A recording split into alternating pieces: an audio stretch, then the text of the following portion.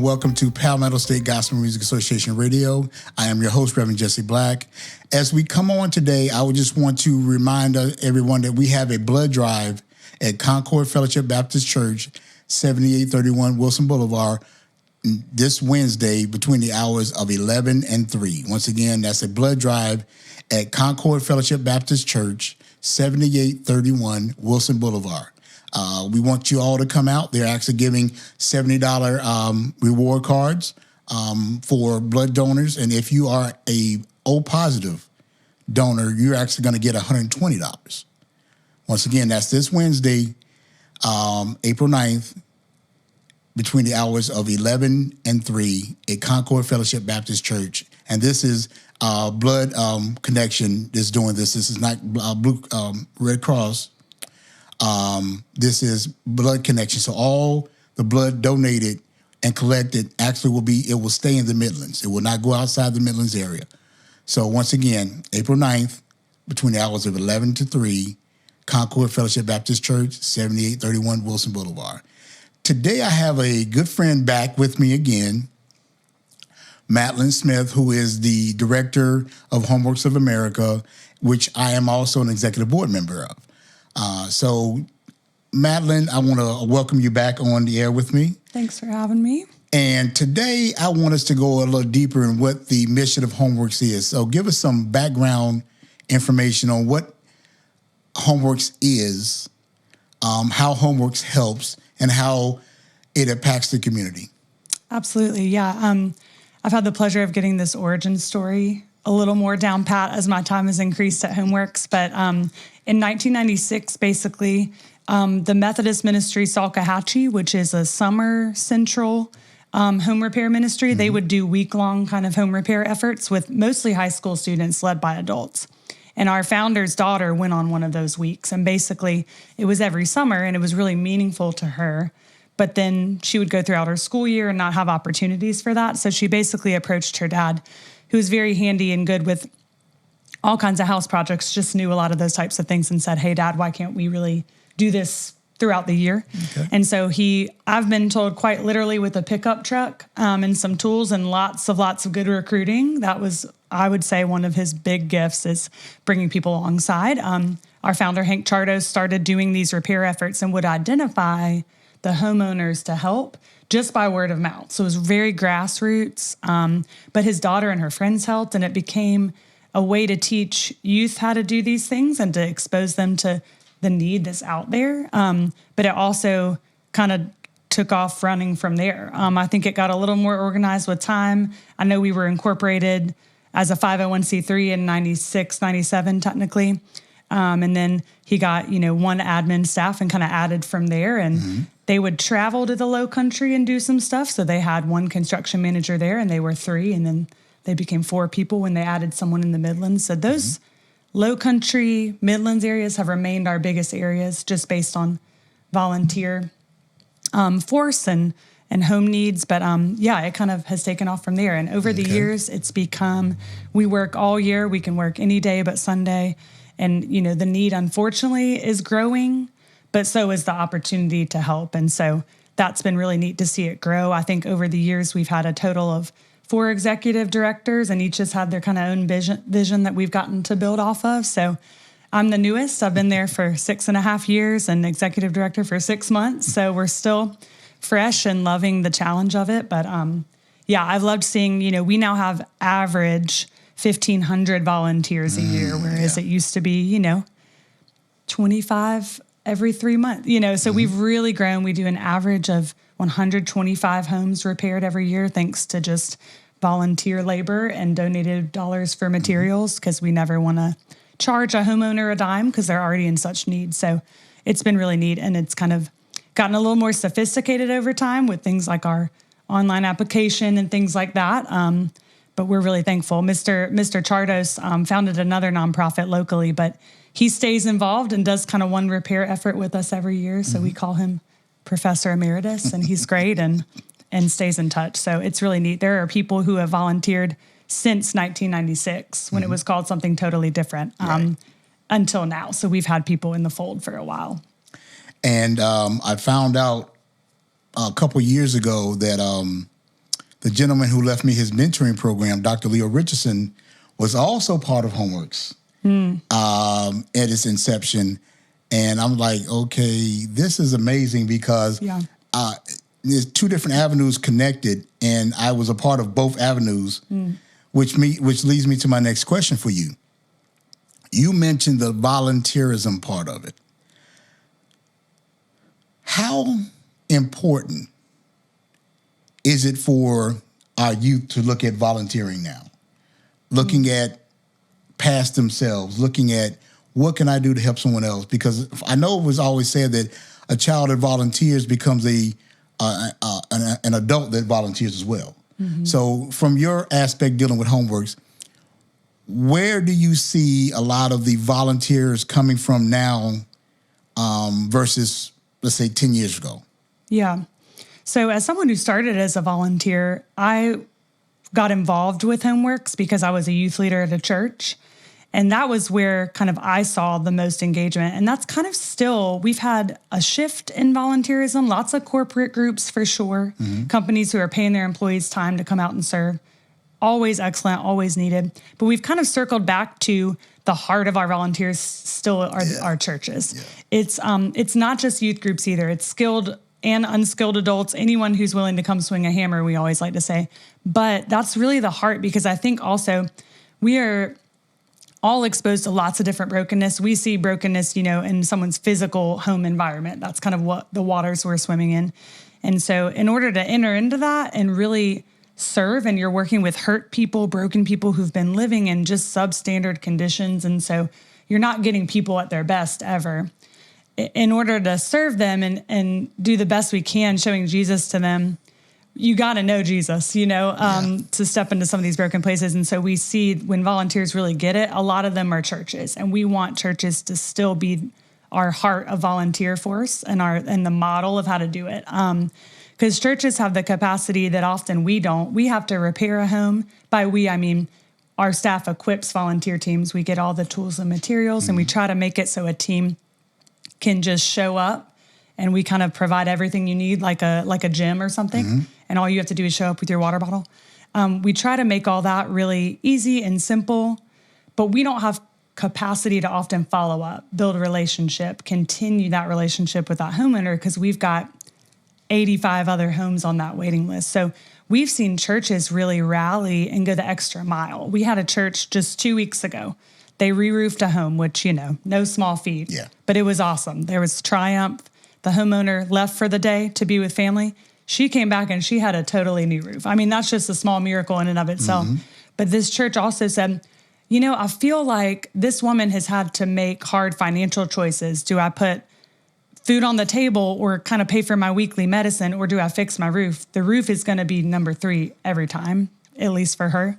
And they saw a need for, a lot of home essentials and just everyday things she needs to get. Those are expensive right now. Cleaning supplies, tea towels, trash bags, all kinds of things like that. So they wrote her a card, they wrote her letters, they bought her a laundry basket full of those things, and they kind of went that extra mile, wrapped around her in prayer. Things that often, we just don't have capacity to do as an organization. Churches really help stand in that gap too. So they can provide a lot of wraparound support, because churches have so many people that maybe you never know who's in your pew who may just be great with a circular saw. Right. But even those who might not be are great at, praying and loving on that homeowner, because often our clients are lonely. They may have been walking with Jesus longer than half of us, but they do, still need people to intercede for them and just wrap around them long after that repair day. So churches are still that huge volunteer force for us. We see a lot of youth groups for sure, a lot more in the summer. But churches are great at, obviously, mobilization anyway. And so we see that being a really good fit when they volunteer with us, too. So you mentioned churches. How can churches get involved with Homeworks beyond that one home, beyond just a roof? Or because I think right now for most churches, and our circumstances in our country, we are needing to get back to the community more and more often. Jesus said, when I was hungry, you fed me. When I was naked, you clothed me. And the disciples were like, well, when have we seen you? He said, when you've done it to the least of them, you've done it unto me. So Homeworks is that bridge, but give us some information on how churches can get in contact with Homeworks, but more importantly, become partners with Homeworks.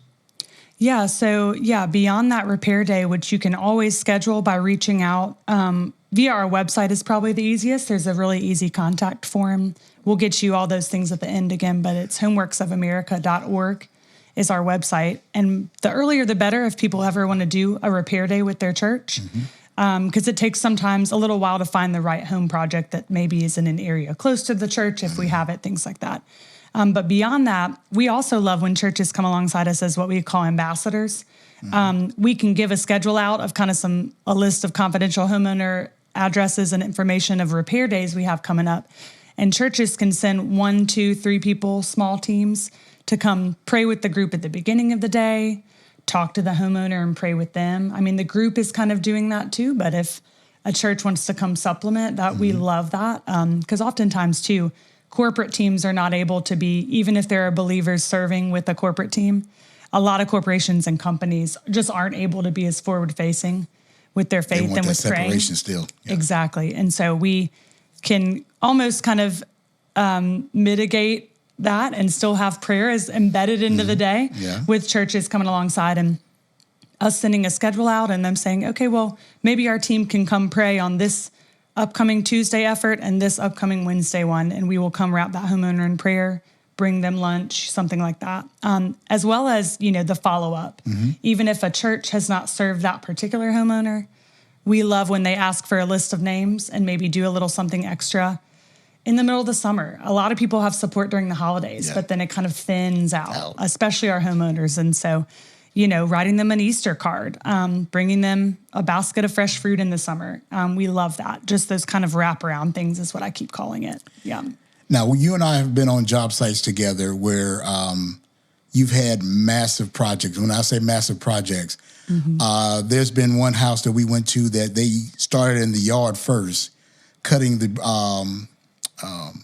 bushes away before they could even get to the house. When they got to the house, it was actually a roofing project. There was almost 1.5 inches of leaves on the roof, so they had to break all that off. And then they got the roof taken off and put back on. And we were inside talking with the homeowner, praying with the homeowner, and it brought tears to the homeowner's eyes that somebody actually cares about me. So that's the impact that an organization like Homeworks can make. But you said a lot of times we don't have the ability or to do the follow-ups. That's why we're employing churches to come on board, other groups to come on board, because it's going to take everyone to accomplish what we're trying to accomplish. Now, we know that the homeowner pays zero, nothing. Madeline, you are now in the seat where these decisions have to be made. Give me just a little information on the pros and cons, because there comes a time where we might have to put a house further back down the list because of the amount of work that needs to be done versus some that, quick fixes. So how can a homeowner get in touch with us rather, and then for most people that don't realize what I'm about to say, Homeworks list is now about 2.5 years. Yeah. 2.5 years waiting list. And that's only because we can't do but so many jobs on any given time. COVID kind of put everything almost at a standstill. And now we're trying to bounce back from that. But this is where the volunteers come in. This is where the donors come in. This is where everybody can actually roll their sleeves up and all hands on deck. And I love the fact that Madeline has come back again. And Madeline, tell us what else Homeworks has coming up in the near future. Yeah, absolutely. We have a lot of kind of we just finished a lot of spring break groups. And so we have a lot of kind of springtime corporations serving. We've got a couple insurance companies, a bank or two. We've got some school groups coming in May. But we have a really cool opportunity in the summer. I'll start with kind of our repair opportunities. We've got kind of an open sign-up opportunity. Groups can plan a day with just their group anytime. We can always accommodate that. But in the summer in July, so I'll give you the dates that they start. I think they're about 5 or 6 days each on average. But basically, the first full week in July, starting the 6th, we will be on Awandale, and they're both in the Low Country. And it's a week-long kind of a camp model, and it's for rising high school freshmen and older. You don't have to have any previous skill. Okay. And you can come serve, and anyone can sign up. And we have scholarships available. And then there's also a repair effort, and we'll repair multiple homes at each. So it allows us kind of to go deeper at each home and do multiple homes in those areas. But we'll have one on Edisto Island starting July 20th. So those are both on our website, homeworksofamerica.org, and people can sign up and learn a little bit more. But they're really neat because all year we work on assessing the need in those areas to really kind of knock the most out in that week, and kind of some things that have been on our waiting list for a while get to be done because we have a larger group and they're there for multiple days. Right. So we provide all food and lodging, all that's in the cost. And we embed prayer into each and every day, and there's programming and kind of fun time. We'll be near the beach, so probably some walks on the sand, but those are great opportunities, especially for students who may be out of school. Mm-hmm. And then, as you said, not all of this can occur for free. So we're always looking for ways to kind of creatively fundraise. And a few years ago, our former director, dear friend Joe, someone suggested a clay shoot, a sporting clays tournament to him as a fundraiser. So we have that coming up on Friday, May 2nd. And if you don't like sporting clays or know nothing about the sport, such as me, you can still come and get a great barbecue lunch and enter some raffles, and there's door prizes and different silent auction things. And so that's been great because we've been honored by the Secretary of State a couple times for using 89% or more of donated dollars directly for our program. And so we want to hold true to that. We want to steward those donated dollars well and just make the most impact. So those are great things coming up. And we have a pretty open month of May. So if groups reach out early enough, we can absolutely accommodate something. Sometimes it ranges from some yard work. Sometimes it could be a roofing day. Mm-hmm. The bravest of us will do those in the summer, but we can wait till fall for those. But as you said, homeowners who contact us through our website or via phone can get an application, but those needs are always coming in. Mm-hmm. So we love when we have different types of groups because we can just tackle more homes quickly because, that wait list is growing. So those are some big ones coming up. Amen. Now, I know at one point Homeworks did go overseas to Puerto Rico and other places. Do you guys have that on the calendar? We do. It is full for this year, but we have Peru, our longest running effort. And it kind of runs parallel to our mission because it's not home repairs, but it's building kind of primitive, simple houses.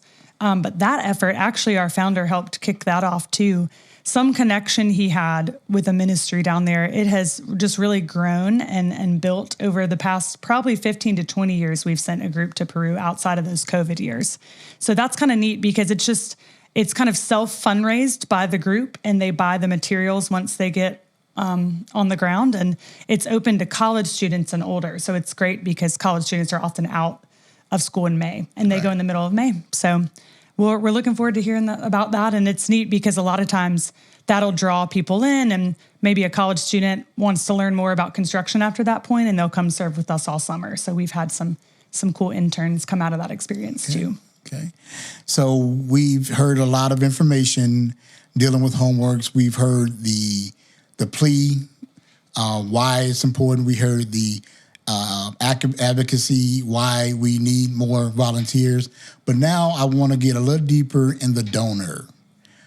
If you feel drawn to helping Homeworks financially, please, ma'am, please, sir, do so. We will not turn any dollars down. The emphasis is as we're looking at the homeowner, how do we help that homeowner stay in that home? Is it a roof? Is it a window? Is it painting? Is it weatherization? whatever it may be, we're trying to do it.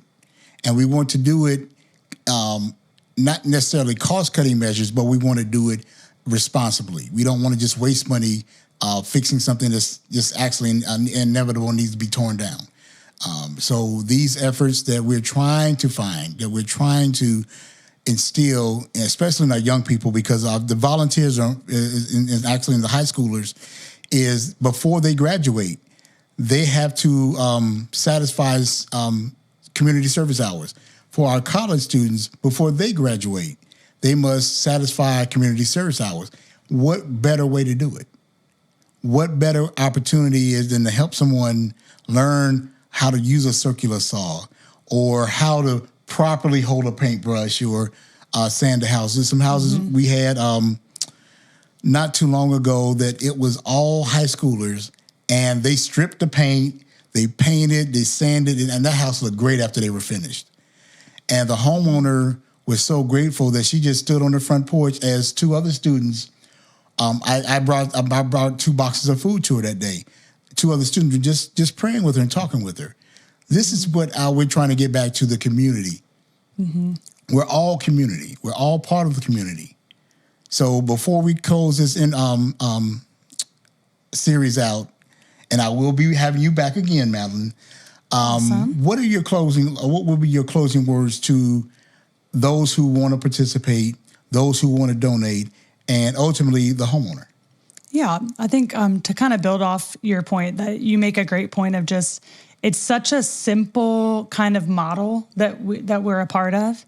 And we say there's so many ways to show God's love to people. We just happen to do it through hammers and nails. Not everyone is going to catch the bug, but it's certainly such a reminder that hard work is good for us, that we can do things we're not comfortable with, that we can always be students and always be learners. And that there's a need right in our own backyard. People would be surprised, especially in Columbia. We cover such a wide swath that needs exist miles, a stone's throw away, that you would just not believe the way that people are living just simply because of family brokenness or a circumstance they had no control over medically, or something that just got them into a place where their home is in such disarray.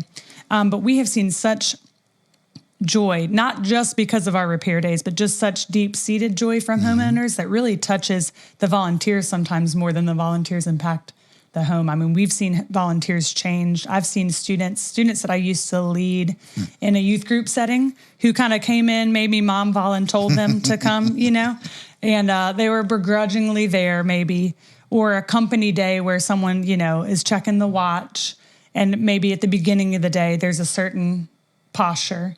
And then by the end of the day, you really do see, people standing up taller because they're empowered. They've maybe learned a new skill. But B, just kind of humbled by service and humbled by seeing the need that's out there. I just think it's so perspective giving. I mean, we can just be all in our little tunnels going about our daily lives. And I think it just breaks us out of that to kind of be open-handed. Like, Lord, what do you have for me here? If anything, we obviously want to get the ramp built, the roof on, all the things that we, set out to do, and signed a thing for the homeowner that said, we will complete this for you. But also, we want to see lives changed and transformed. Right. And so our motto is a living example of the gospel. And so we want to model that all the time. But it's so hard to kind of remember the root of what we're doing sometimes when you're in the thick of it. And so we just love seeing people be relational. And I think that piece of the day really changes you. We sometimes are sad maybe when a homeowner's not able to be there while we're doing the work. But at the same time, if people really remember the heart of why we're there, it really changes both parties. We love telling a client whose home we're working on, this is one way the Lord's reminding you are seen today and you are loved. And, we may have to wrap up this ramp and be on our merry way, but you are seen and you are loved. And so that changes both of you when you get to say that to someone in the name of Jesus. So, it does. Yeah. So give the Homeworks information once more. Sure. Yeah. Our website, which really has it all, it links to our social media also, but homeworksofamerica.org. And our number is 803-781-4536. And so both of those will get you where you need to go. And we're at Homeworks of America on all social media also. So we keep those things pretty up to date, we hope. So. Okay. Well, But I just want to thank Madeline for coming in, and I want to thank you guys for tuning in. May God bless and keep you as our prayer.